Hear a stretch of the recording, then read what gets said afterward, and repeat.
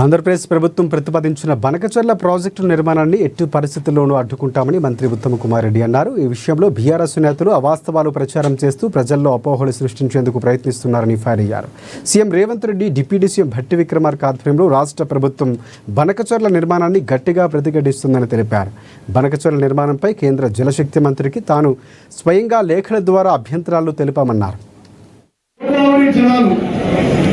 సూర్యాపేట జిల్లాకి తీసుకురావడానికి దేవాదుల నుంచి శ్రీరామ్ సాగర్ ప్రాజెక్టు స్టేజ్ 2 నుంచి మరి రివైజ్ ఎస్టిమేట్స్ మంజూరు చేసి ఆ గోదావరి జిల్లా సూర్యాపేట జిల్లా తీసుకొచ్చే నిరంతర ప్రయత్నం కృషి. మీ అందరికీ తెలుసు, ముఖ్యమంత్రి గారు 2-3 రోజుల క్రితం వచ్చి తిరుపతిలో దామోదర్ రెడ్డి గారు పెద్ద కర్మకు హాజరై ఎస్ఆర్ఎస్పి ఫేజ్ 2కి దామోదర్ రెడ్డి గారి పేరు నామకరణం చేయడం ఈ జిల్లా చరిత్రలో నిలబడుతుంది.